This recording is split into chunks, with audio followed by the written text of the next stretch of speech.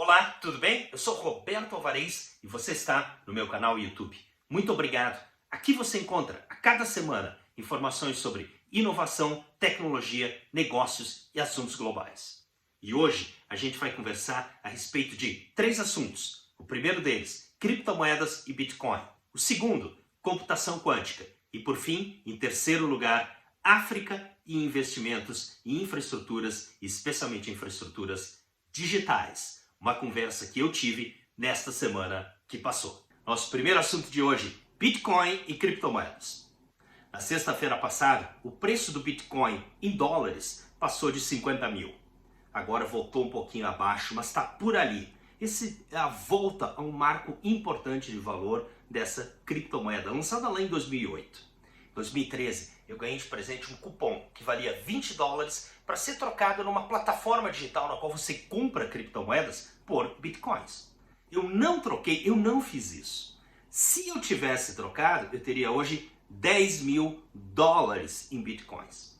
E é super interessante notar o seguinte, eu estava num grupo de 80 pessoas na Califórnia, todo mundo trabalhando com tecnologia. E ninguém naquele grupo foi capaz de ver essa mudança e de trocar os seus 20 dólares por bitcoins.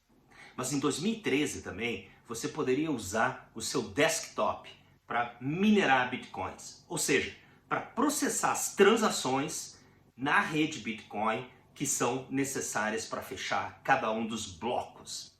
Bom, hoje você precisa de um pequeno cluster de computadores. Cerca de 0,5% da energia do mundo hoje é consumida para minerar bitcoins. Essa é a classe de consumo que mais cresce. Hoje, o processamento de bitcoins já consome bem mais energia que toda a infraestrutura do Google, mais que 7 vezes o consumo de energia do Google.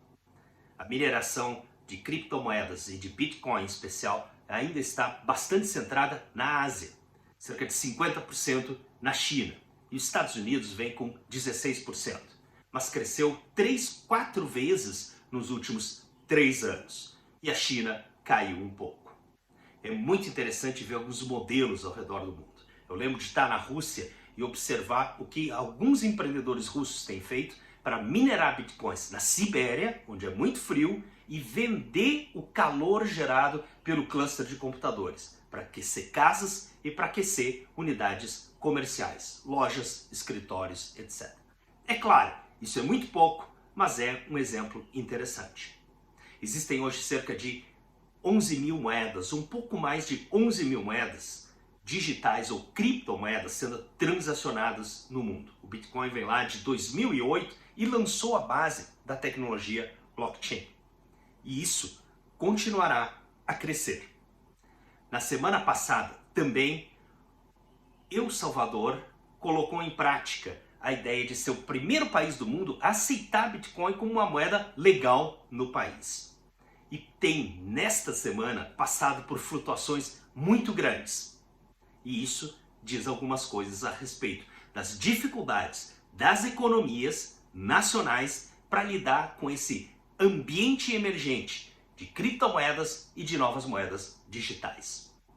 Existem 83 projetos de moedas digitais nacionais controladas pelos bancos centrais hoje em curso no mundo. E eu vou deixar abaixo o link para você olhar esses projetos. Tem 3 implicações para o Brasil e para empresas. A primeira é se preparar para esse ambiente novo, de uso das moedas que apresenta desafios do ponto de vista econômico e da gestão da economia, desafios do ponto de vista da segurança, mas também enormes oportunidades. O segundo aspecto é preparar a infraestrutura de país para isso. Infraestrutura legal e infraestrutura de sistemas e de normativos de funcionamento do sistema econômico. E a terceira coisa é preparar as empresas para que possam usar e navegar esse mundo. Nós temos visto vários produtos financeiros surgindo, inclusive oferecidos por bancos tradicionais. E cada vez mais nós temos visto a tecnologia por detrás do Bitcoin e de outras moedas digitais ganhando espaço em vários domínios da vida, da economia e dos negócios. e tem várias oportunidades que vão surgir para produtos digitais, para hardware, para software, para novos modelos de negócios.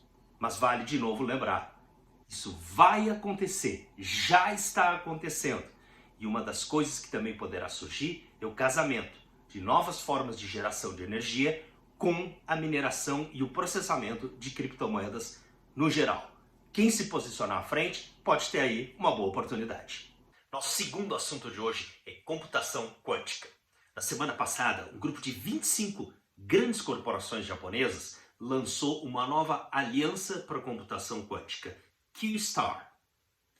Esse grupo inclui empresas como Toyota, Fujitsu, Toshiba, NEC, NTT e outras grandes corporações. O Japão tem uma importante base de ciência e tecnologia em áreas como engenharia, física, química e correlatas. E pode ambicionar desenvolver uma indústria quântica relevante. Essa é um mercado, uma indústria que vai crescer significativamente nos próximos anos e décadas. Daqui até 2030, espera-se que o mercado de computação quântica cresça quase 100 vezes, chegando a 65 bilhões de dólares em 2030. É muito dinheiro. Mas esse não é um jogo para qualquer um. Requer conhecimento, expertise em ciência, tecnologia aplicada de verdade e com profundidade. O que está acontecendo no mundo? Tem 3 movimentos relacionados à computação quântica. Primeiro, pesquisa. Vários governos colocando dinheiro para realizar pesquisa em tecnologias e computação quântica.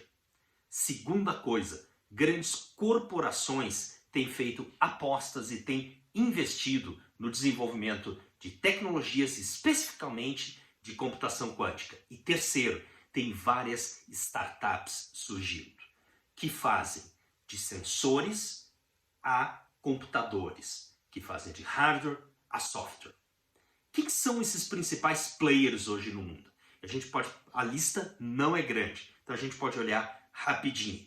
China. A China viu à frente, saiu à frente. Tem 2 fatos marcantes na China em 2020. Em dezembro foi feito um anúncio de um experimento de computação quântica que resolveu um problema super complexo do ponto de vista computacional, que demoraria 2,5 bilhões de anos por um computador de alto desempenho hoje resolver, foi resolvido em minutos por um computador criado na China. Vejam que isso é para uma aplicação muito específica, não é um computador que exista comercialmente, mas é um experimento de computação quântica. O segundo feito importante da China aconteceu em junho de 2020. Um satélite demonstrou o que se chama do emaranhamento ou entrelaçamento quântico, ou entanglement. Significa que você tem 2 partículas, um fóton no espaço e outro aqui embaixo, você mexe em uma e o mesmo comportamento acontece na outra. Essa é uma propriedade quântica, da mecânica quântica. A China foi a primeira a demonstrar isso com uma plataforma no espaço e outra aqui na Terra. E além disso, a China lançou uma linha criptografada com tecnologias quânticas de comunicação entre Xangai e Pequim. E isso vem de um processo. Em 2017, o governo chinês já tinha anunciado 10 bilhões de dólares para um centro de pesquisa e projetos de computação quântica. Outros países estão em movimento. A União Europeia tem uma iniciativa de 1 bilhão de dólares de desenvolvimento de tecnologias e aplicações quânticas. Isso envolve sensores, envolve criptografia, envolve computação e várias outras aplicações. Esse é um dos projetos do Flagship Programs da União Europeia. Além disso, vários países na Europa têm expandido isso. A Alemanha anunciou 2 bilhões de euros para desenvolver 2 computadores quânticos e assumir uma posição de dominância nessa indústria. Estados Unidos, obviamente, é um grande player nesse espaço. E isso acontece de diferentes lados. Ainda no governo Trump, foi aprovada e foi lançada uma iniciativa de pesquisa em tecnologias quânticas de 1,2 bilhões de dólares nos Estados Unidos. Grandes corporações americanas têm feito investimentos importantes, da IBM à Microsoft, da Amazon a empresas nascentes. Além disso, a gente tem outros países bem posicionados. Canadá, Austrália são importantes players. A D-Wave, uma das principais empresas que surge de computação quântica, que faz hardware, fez um dos primeiros computadores quânticos a operar, é uma empresa canadense. O que todos esses países têm em comum? Grandes investimentos em ciência e tecnologia, a base da computação quântica. A gente vive hoje, no que se refere à computação quântica, mais ou menos o que acontecia em 1950 ou 1955 com a computação digital. É como se a gente ainda estivesse na era da válvula, sem chegar de fato nos dispositivos, no transistor, e sem chegar de fato na forma que a gente conhece hoje dos computadores digitais. Tem muita coisa para avançar. O que isso significa para o Brasil e para as empresas no Brasil? Primeiro é que tem desenvolvimentos em 3 frentes. Pesquisa, os países e alguns países estão apostando, esses que eu mencionei, eu esqueci de falar do Reino Unido, que tem competências importantes. Segundo, corporações. A gente tem algumas das principais corporações do mundo, como agora as japonesas, se organizando para criar e usar tecnologias quânticas. E terceiro, tem várias startups surgindo. Tem crescido a passos largos o investimento de venture capital em empresas de tecnologias quânticas. Para o Brasil, isso vai significar 3 coisas. O que a gente tem de pesquisa que eventualmente possa servir para o desenvolvimento de tecnologias ou pelo menos para estar na franja, na beirada disso.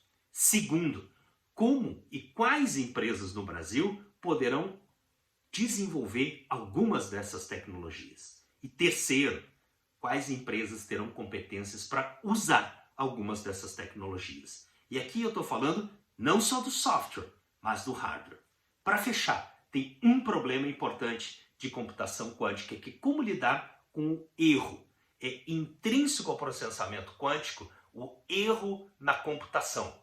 Desenvolver soluções para lidar com isso é algo que está acontecendo neste momento. E nesta semana o Google fez um anúncio do desenvolvimento importante a respeito. No Brasil, a primeira iniciativa de computação quântica surgiu na Bahia, no Cimatec, um centro de pesquisa aplicada vinculado à Federação das Indústrias da Bahia. Vale ficar ligado, essa indústria vai crescer. Para o Brasil, que tem poucas condições de se posicionar como criador das tecnologias de base, vai ser importante, pelo menos, saber usar e fazer alguma coisa de software para a computação quântica. Nosso terceiro assunto de hoje é África, especialmente investimentos em infraestrutura no continente.